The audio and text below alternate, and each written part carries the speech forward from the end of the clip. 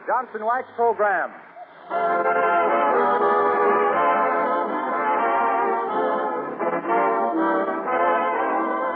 The makers of Johnson's Wax and Johnson's Self-Polishing Glow Coat present Fibber, McGee and Molly, written by Don Quinn, with music by the King's Men and Billy Mills Orchestra. The show opens with You and Your Kiss.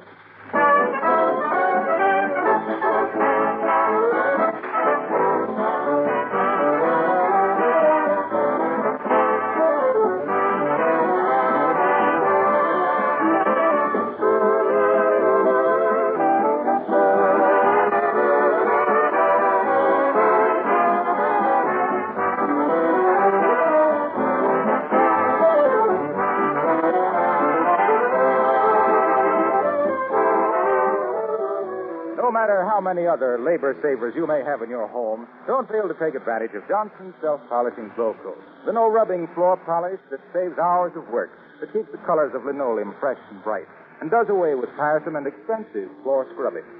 Why is floor scrubbing expensive? Because it ruins linoleum surfaces, as any linoleum manufacturer will tell you. If you want your linoleum to last a long time, protect it with Johnson's Glow Coat. You can use Glow Coat on varnished or painted wood floors, too. It needs no rubbing or buffing, whatever. You simply apply and let dry. In 20 minutes, your floor has a beautiful, lasting polish, easy to keep clean and spotless. If you're not a regular user of Johnson's Glow Coat, try some right away.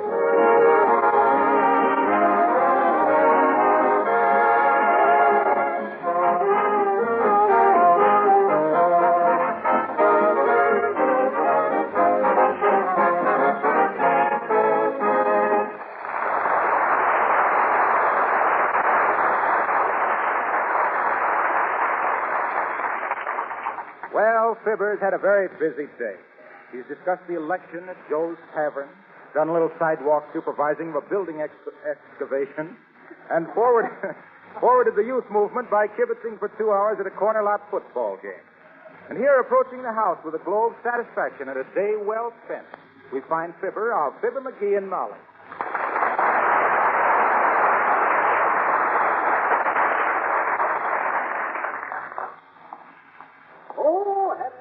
His name was Lincoln. Never got drunk, but he sure got hungry.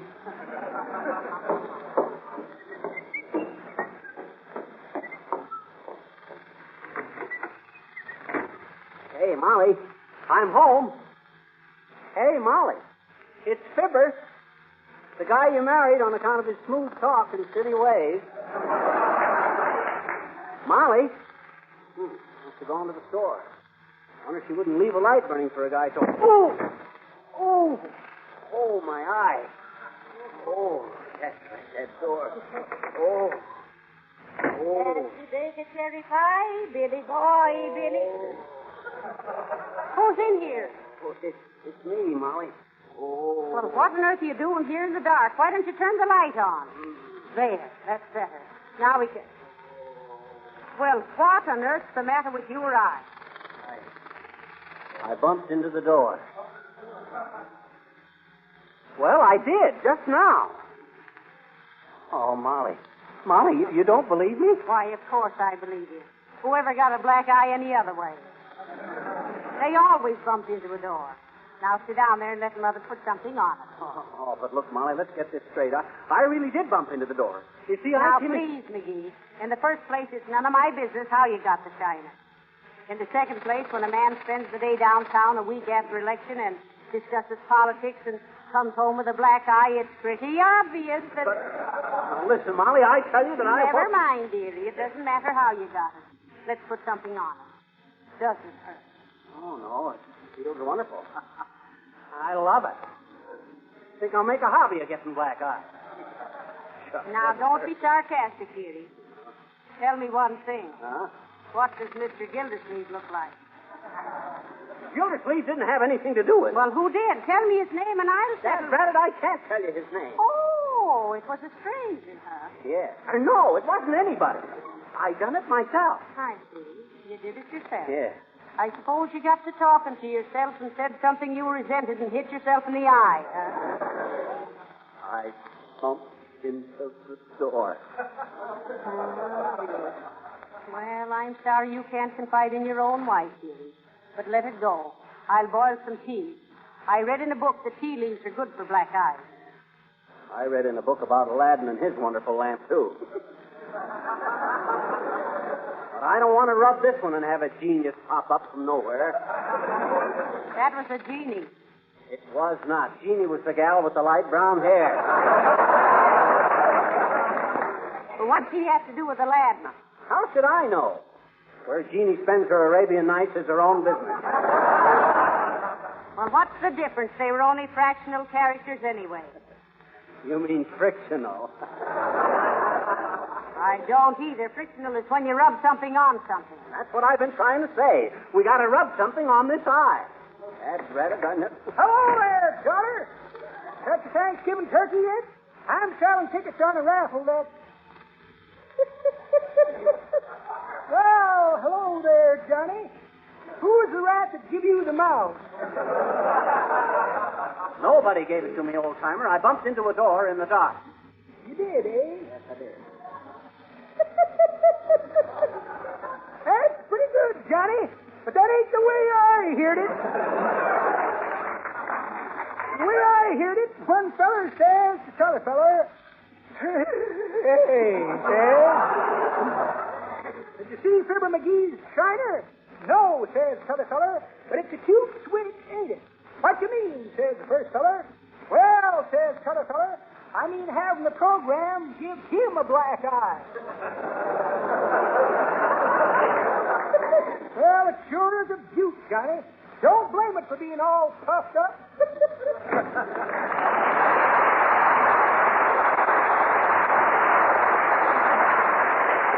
Aye, that old mossback. Does this eye really look that bad, Molly? Aye, it's getting so dark the pupil looks like it was going to night school. I think you better see the doctor, dearie. Maybe I had better go see the doctor. Well, come on, go with me. You got your purse? Yes, I've got it. Come on, let's go. Okay. Shall we walk? Yeah, let's go through the alley and around by Cranley's Hi, Brook. mister. Oh, hello there, little girl.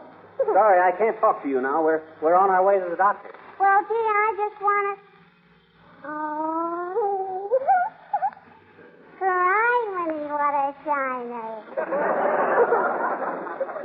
Who put the dimmer on your headlight, mister? I run into the door in the dark, if you must know. Oh, sure. A likely story, I bet you. And what does the other fellow look like? Now, look here, sis. I ain't got time to masticate the muslin with you. Well, gee, mister, I just wanted to ask you if you wanted to invest in a going business. I ain't interested, sis. What's the business? Well, there's a PTA meeting next door, and I'm running a baby buggy parking lot. I and Willie Toops. You mean Willie Toops and I? Oh, trying to muscle in, huh? No, I ain't. But how's business? Well, we've taken care of 7 babies already. At a cent apiece. Oh, so you made 7 cents, eh? Mm-hmm. Well, as the fellow says when he seen the well-dressed weatherman, that's a very neat profit.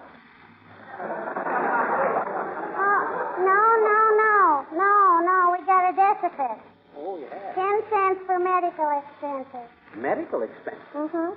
You mean you had to slip one of the tiny tots a phony paregoric? No, but Willie had to buy some iodine for his knee, I bet you. For his knee? Mm-hmm. He fell down when one of the mothers chased him.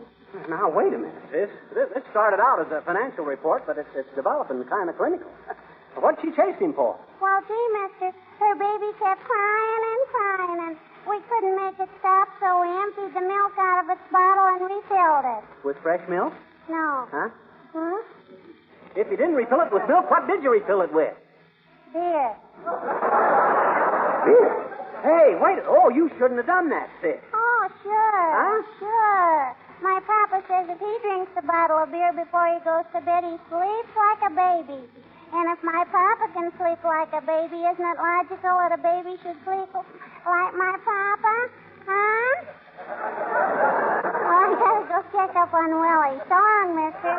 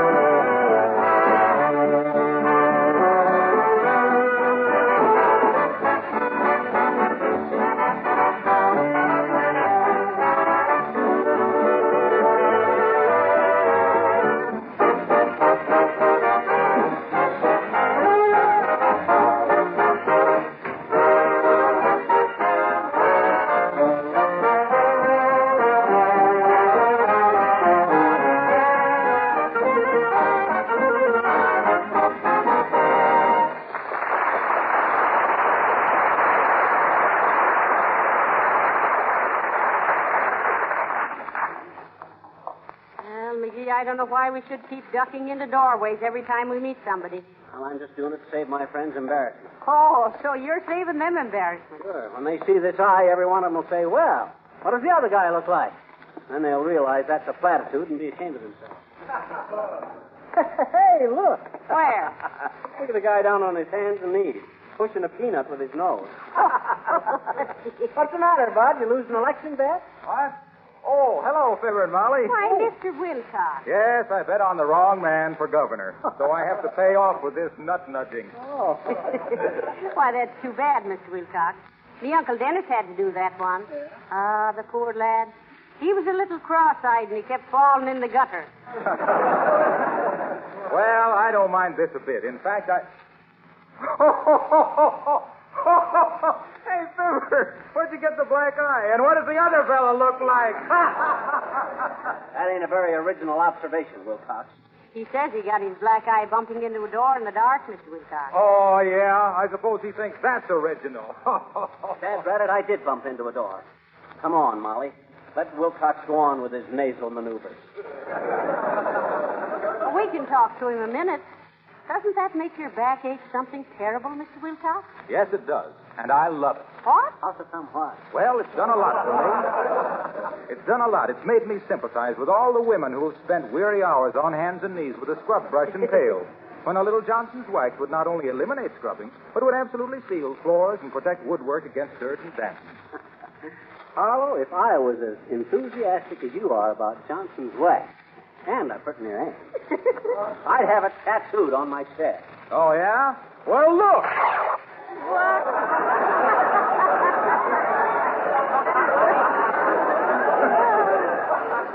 Heavenly days, he has. Okay. If he thinks I'm going to get tattooed just to top him, he's all wrong. Well, so long, pal. Bumped into a door. Go push your peanut. One of these days, that guy's going to... Ah, there. Good day, my dear. A Merry National Apple Week to you, Toggle Joint. Mind if I walk along with you? Oh, not a bit, Mr. Boomer. Well, go on, Boomer. I'm waiting. Say it. What does the other fellow look like? I had no intention of uttering such a bromide, Tumblebug. I come from out west, where the only personal question permitted is, what do you have, boys? What part of the West do you come from, Mr. Boomer? From a little hamlet called Fox Pass. A village of 300 souls and a small scattering of heels. It was there that I spent my boyhood and the proceeds from a few train robberies. Yes. But what are you doing for the eye, Oyster Folk? Well, he's on his way to there. He'll do all right. I ought to be wearing dark glasses, Butterfizz. They'll shut off the rays of the sun and the hoorays of your friends. I have a pair right here if you care to borrow them. Oh, gee, thanks. That's swell. Shoot the bloomers to me, Boomer. Certainly. Are you hot tonight? Now, let me see. Where I put those sunglasses? Had them right here a moment ago. Sunglasses. Here's a snapshot of a jug band I organized when I was in the jug. Recipe for tomato surprise a la Boomer. Well, what on earth is tomato surprise a la Boomer? Whole family recipe, my dear. Take 1 can of tomatoes, remove contents, refill cans with dynamite, place on the bank vault, catch lighted fuse, and wait for surprise. If this fails, stir for 20 years.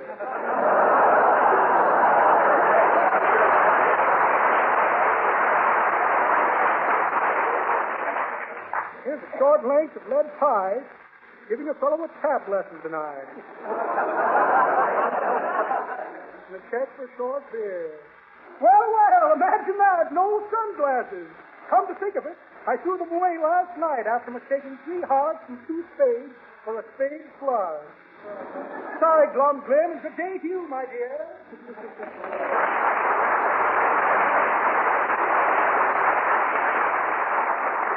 Come on, McGee. You won't need them anyway. Here's the doctor's office right here. Hi, Doc. Remember me, Mr. McGee? Ah, yes. Sit down, Mr. McGee. I want you to trouble. Well, are you just being tactful, Doctor? Jeepers, creepers, take a look at his peepers. I bumped into a door, Doc. Yes. Well, I did, Dad Gladys. It is possible, isn't it, Doctor? Oh, yes, it's possible. Hey, Doc, come over to my house right away, will you? Just as soon as I can, Flanagan. What's the matter? My kid's been sliding down the banister again. Bring your tweezers. Yes. Now, what was I going... Oh, yes. I want to look at your eye, McGee. It's this one, Doc. Yes, I know. Turn a little this way. That's it. Now wink. Fine. Now wink the other eye. Splendid. I'll say I bumped into the door and winked. Now, listen here, Molly. I didn't come here Hold still, McGee. Yes. Pretty severe contusion. Yes, and it's badly bruised, too. The capillary engorgement seems to have involved quite an area of epidermic infusion, but the iris, cornea, and vital venous structures appear to be affected in only a minor degree by either impact or abrasion. Is that good? Yes. That's very good. And now, one question, McGee. Okay, Doc. What does the other fellow look like?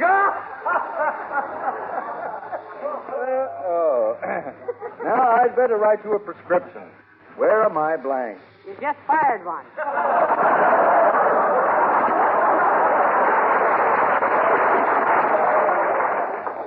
Here they are. Yes. Now, just a moment. There you are. Have that filled, and you won't have any more trouble. Oh, thank you, Doctor. Yeah, so long, Doc. Wait a prescription, Molly. I can't read it. All right, dearie. Just a minute, dearie. Well, is it expensive? It certainly is. What do I have to take? Boxing lessons 3 times a week.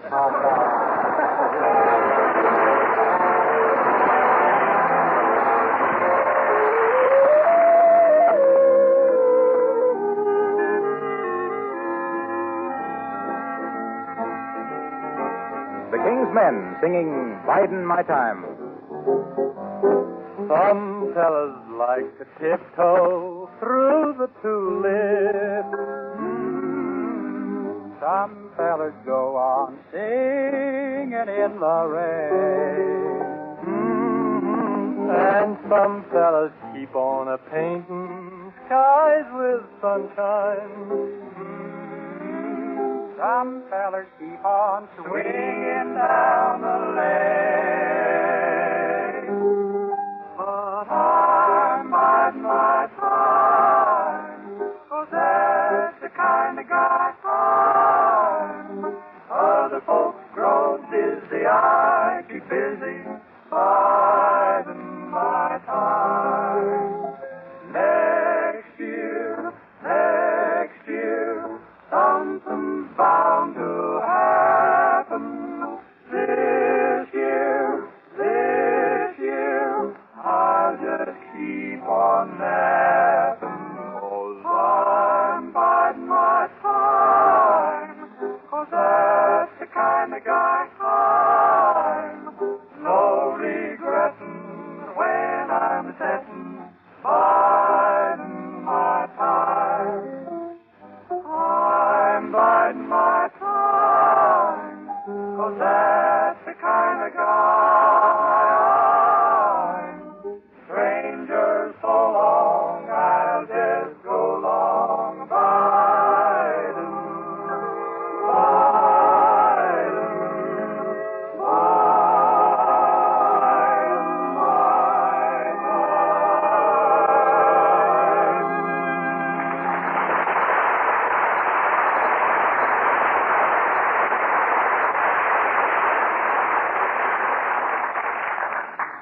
Now, look, McGee. Now that we're here alone in our own little home, just a man and his wife, 2 people who have been through thick and thin together, why don't you sit down and tell me who hung that shiner on you? Please, Molly. Have you ever known me to tell a falsehood? Well, Who's that, thank goodness? Mrs. Uppington. Look at her. Huh? When did they start making those Deanna Durbin dresses in size 46? Hey, I don't want to talk to her, Molly. If that old moose gets a peek at this eye, she'll tell everybody in town. You talk to her. I'll hide. Where are you going to hide? In this closet.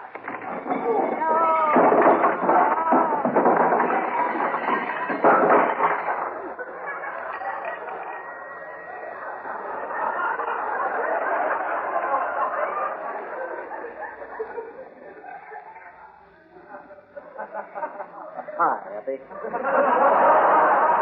Hello, Mrs. Uppington. How do you do, Mr. McGee and Mr. McGee? It is Miss McGee, isn't it? Yes, it is, Uppy. And yes, I got a black eye. And no, I wasn't in a fight. And yes, I run into a door. That cover everything, Abigail?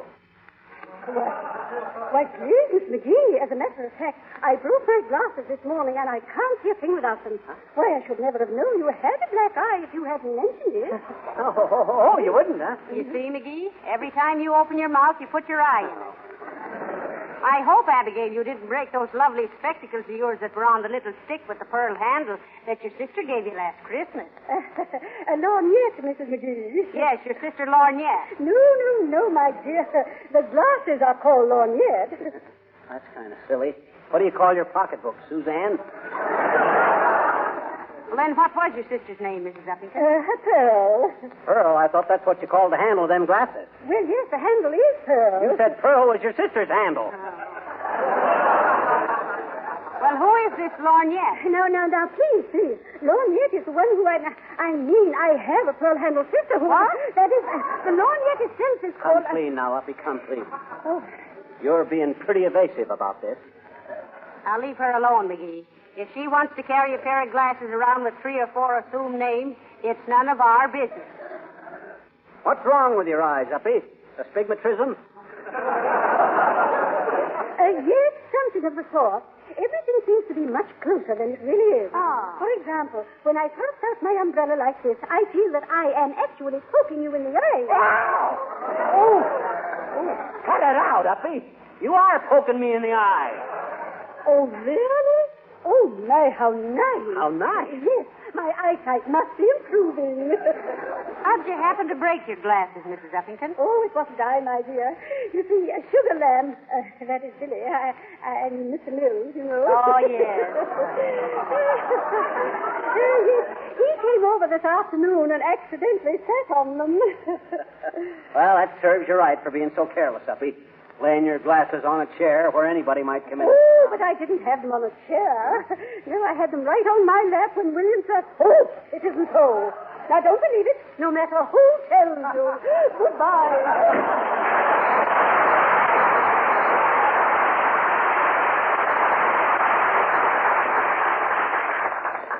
She sure is romantic, ain't she, Molly? I think she has a severe case of orange blossom fever. Orange blossom fever, what's that? Well, it's like hay fever or rose fever, only it starts with a slight itching sensation on the third finger of the left hand, and then it gradually... McGee, I just heard about it. Tell me it isn't so. What isn't so, Mr. Gildersleeve? That somebody gave McGee a black eye. Tell me, McGee. Tell me it isn't so. Okay, it ain't so. It ain't? It isn't? Let me see. Oh, it is, too. This is terrible. Who did it, McGee? Let me at it. Now, take it easy, Rocky. Nobody done it. I bumped into a door. Besides, what do you care, Mr. Gildersleeve? You never saw eye to eye with McGee before. Well, this is different. Nobody can do that to my little pal. What? Tell me who it was, chum, and I'll feed him a handful of knuckles.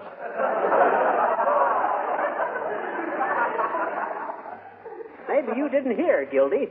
I bumped into a door. Don't give me that, McGee. I can keep a secret. Come on. I'm bigger than you are. I'll take care of whoever did this dastardly thing. I want you to look upon me, McGee, as a big brother. Oh, no. Well, thank you, Mr. Gildersleeve. That's all right, sister. I mean, Mrs. McGee. Come on, little pal. Tell me who it was. I tell you, Gil, I done it myself. Oh, why doesn't anybody believe me? Well, maybe your story is too true to be good, dearie. No, I'm getting tired of this. I'll tell you what I'm going to do. Turn out the lights, Molly. All right. But I don't know what on I'm earth going to go on out and come in that front door and show you just what happened. Now, you stay here and watch. Little goat and his name was Blinkin'. Never got drunk, but he sure got hungry.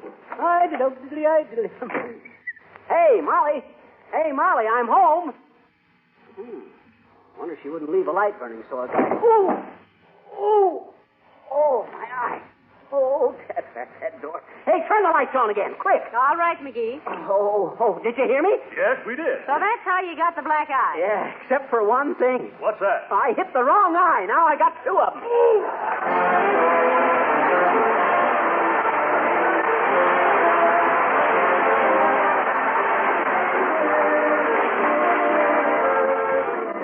Before Fibber and Molly return, let me remind you to add Johnson's self-polishing glow coat to your shopping list. If you like beautiful floors, if you like to save yourself unnecessary work, you should never be without this modern floor polish by the makers of Johnson's Wax. Glow coat is so easy to apply, a child can use it. You simply pour a little onto your clean floor, spread it around, and let it dry. Without rubbing or buffing, it dries in 20 minutes to a beautiful polish, one that's easy to keep clean because spilled things are quickly wiped up with a damp cloth. Especially at this time of year with wet days ahead, your kitchen floor should be protected with Johnson's self-polishing glow coat.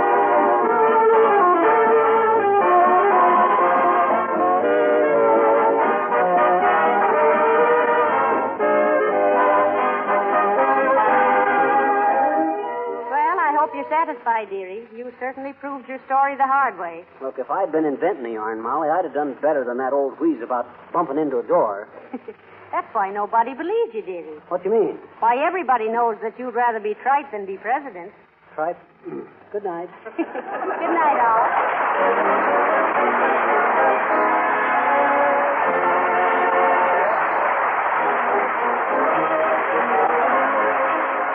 This is Harlow Wilcox, speaking for the makers of Johnson's Wax and Johnson's self-polishing glow coat, inviting you all to be with us again next Tuesday night. Good night.